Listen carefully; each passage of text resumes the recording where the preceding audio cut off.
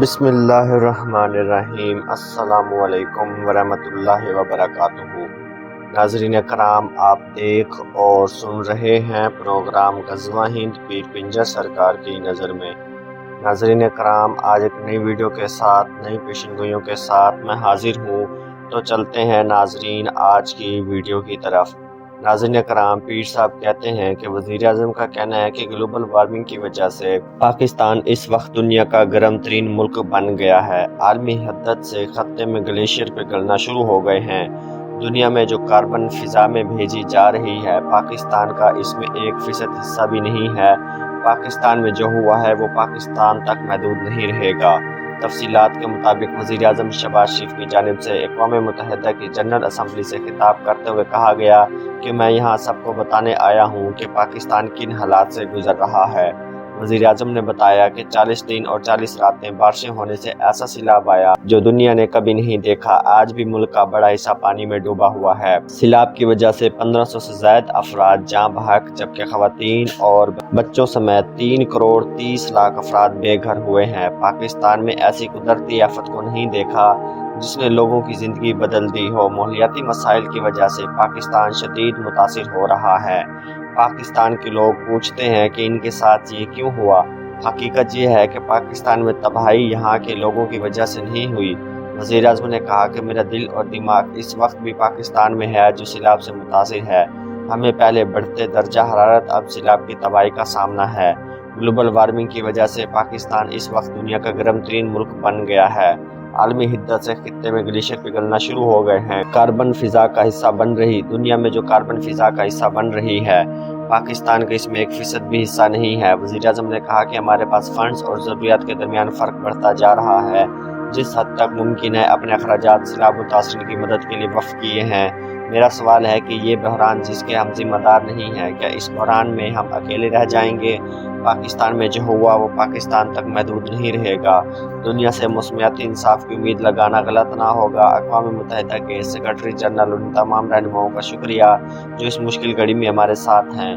پاکستان تحریک انصاف کی ممکنہ long march سے قبل سندھ سے بڑی کامیابی مل گئی۔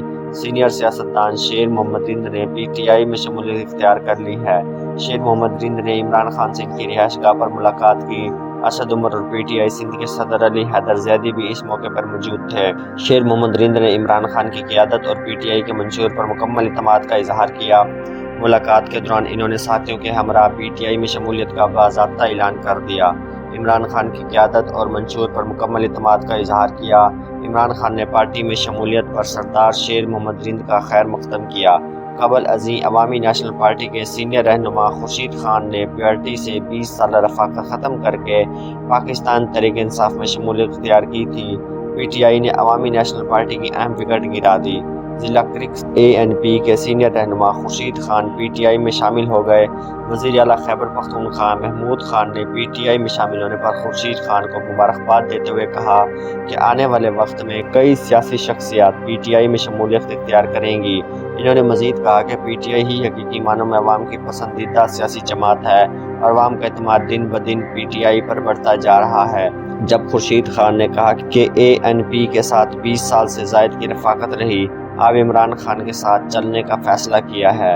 اس سے قبل پاکستان پیپلز پارٹی کے سابق M N A Khawaja Qutb Farid Koreja اور ضلعی جنرل سیکرٹری پاکستان پیپل پارٹی رحیم یار خان چودھری جہاں زیب نے سینیٹر اوان عباس پر بھی صدر جنون پنجاب کی موجودگی میں چیئرمین عمران خان کی قیادت میں پاکستان تحریک انصاف میں شمولیت اختیار کی تھی۔ اسلام آباد ہائی کورٹ نے عمران خان توہین عدالت کیس کا تحریری حکم نامہ جاری کر دیا ہے۔ عمران خان کی روسٹرم پر کی گئی گفتگو تحریری حکم نامے کا حصہ بنا دی گئی۔ عدالت نے عمران خان کا بیان بادی النظر میں تسلی بخش قرار دے دیا ہے۔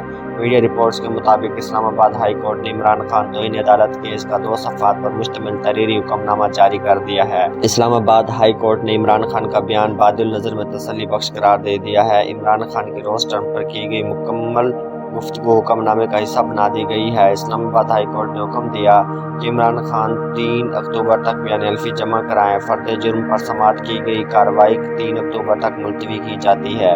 یاد رہے، چیف جسٹس اسلام آباد ہائی کورٹ جسٹس اطہر معین اللہ کی سربراہی میں لارجسٹ بینچ نے عمران خان کے خلاف توہین عدالت کیس پر سماعت کی چیف جسٹس نے ریمارکس دیے کہ آج فرد جرم عائد نہیں کر رہے ہیں۔ عمران خان نے روسٹرم پر آ کر کہا کہ خاتون جج کے پاس جا کر معافی مانگنے کے لیے تیار ہوں۔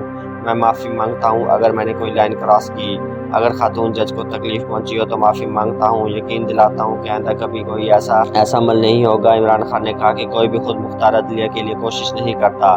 میں نے ارادی طور پر خاتون جج کو دھمکی نہیں دی تھی، میں نے اپنی تقرری میں لیگل ایکشن کے لیے کہا تھا۔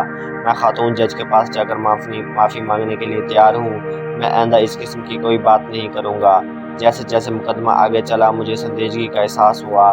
آپ کہیں تو خاتون جج کے پاس جا کر یقین دلاؤں گا، خاتون جج کو یقین دلاؤں گا کہ نہ میں اور نہ میری پارٹی آپ کو نقصان پہنچائے گی۔ اسلام آباد ہائی کورٹ نے عمران خان کو بیان حلفی جمع کرانے کا حکم دے دیا۔ چیف جسٹس نے قرار دیا کہ آج چارج فریم نہیں کر رہے، آپ کے بیان حلفی پر غور کریں گے، فرد جرم عائد نہیں کرتے، آپ نے اپنے بیان کی سنگینی کو سمجھا جس پر عدالت آپ کو سراہتی ہے۔ چیف جسٹس نے ریمارکس دیے کہ جس انداز اور جس اجتماع میں بیان دیا گیا وہ زیر غور تھا۔ اسلام آباد ہائی کورٹ نے سماعت 3 اکتوبر تک ملتوی کر دی۔ خیال رہے کہ عمران خان کی اسلام آباد ہائی کورٹ پیشی کے حوالے سے پولیس سیکیورٹی آرڈر جاری کیا گیا تھا۔ آج کی پیشی پر 2 SOPs میں 710 افسران و اہلکار تعینات کیے گئے۔ سیف سٹی کے کیمروں کی مدد سے ہائی کورٹ کے گرد مانیٹرنگ کی گئی۔ اسلام آباد ہائی کورٹ کے اندر حفاظتی انتظامات کی ذمہ داری سیکیورٹی ڈویژن کی ذمہ تھی۔ اسلام آباد ہائی کورٹ کے اندر FC اور رینجرز کے اہلکار بھی تعینات کیے گئے۔ سیکیورٹی آرڈر کے مطابق عدالت کے روف ٹاپ کے علاوہ تمام افسران اور اہلکار غیر مسلح ہوں گے۔ ہائی کورٹ کے باہر سیکیورٹی کی ذمہ داری SSP آپریشنز جمیل ظفر کی ہوگی اور ڈیوٹی پر تعینات کوئی بھی اہلکار موبائل فون استعمال نہیں کرے گا۔ وائرلیس کا استعمال ڈیوٹی کے لیے ہوگا۔ فیصل جاوید خان کا کہنا ہے کہ کچھ ہفتوں بعد عمران خان وزیر اعظم کا حلف اٹھانے جا رہے ہیں۔ تفصیلات کے مطابق پاکستان تحریک انصاف کے سینیٹر فیصل جاوید خان نے پارٹی چیئرمین کے حوالے سے بڑا دعویٰ کیا ہے۔ جمعرات کے روز میڈیا سے گفتگو کرتے ہوئے PTI سینیٹر نے کہا کہ عمران خان کچھ ہفتوں بعد دوبارہ وزیر اعظم کا حلف اٹھانے جا رہے ہیں۔ ہم سوچ رہے ہیں حلف برداری کی تقریب کیسے ہوگی، خواہش ہے کہ عمران خان کی تقریب حلف برداری ڈی چوک پر ہو۔ انہوں نے مزید کہا کہ عمران خان کا جینا مرنا پاکستان میں ہے، ان کے بیرون ملک اثاثے نہیں ہیں۔ پاکستان کو درپیش تمام تر مسائل کا حل ہی الیکشن میں ہے، الیکشن ہونے ہیں اور فوری ہونے ہیں۔ چیئرمین PTI کے خلاف توہین عدالت کیس کے حوالے سے فیصل جاوید خان کا کہنا ہے کہ عمران خان نے عدلیہ کی آزادی اور احترام کرنے کا عملی مظاہرہ کیا۔ انہوں نے عدلیہ بحالی تحریک کی سربراہی کی تھی جس میں انہیں جیل میں جانا پڑا تھا۔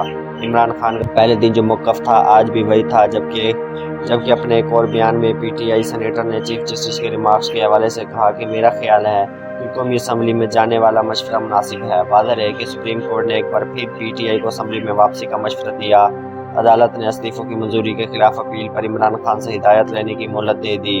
جمعرات کے روز ہوئی سماعت کے دوران چیف جسٹس نے دوران سماعت ریمارکس دیے کہ عوام نے 5 سال کے لیے منتخب کیا ہے۔ PTI پارلیمنٹ میں اپنا کردار ادا کر لے، پارلیمان میں اپنا کردار ادا کرنا ہی اصل فریضہ ہے۔ چیف جسٹس نے ریمارکس دیے کہ جلد بازی نہ کریں، ہم پارلیمنٹ کے اندرونی معاملات میں مداخلت نہیں کر سکتے۔ ناظرین کرام، میں امید کرتا ہوں آج کی ویڈیو آپ کو بے حد پسند آئی ہوگی۔ آج کے لیے اتنا ہی۔ مزید ایسی ویڈیوز دیکھنے کے لیے دیکھتے رہیے پروگرام غزوہ ہند پیر پنجر سرکار کی نظر میں۔ ملتے ہیں اگلے ویڈیو میں، تب تک کے لیے مجھے اجازت دیجیے۔ اللہ حافظ۔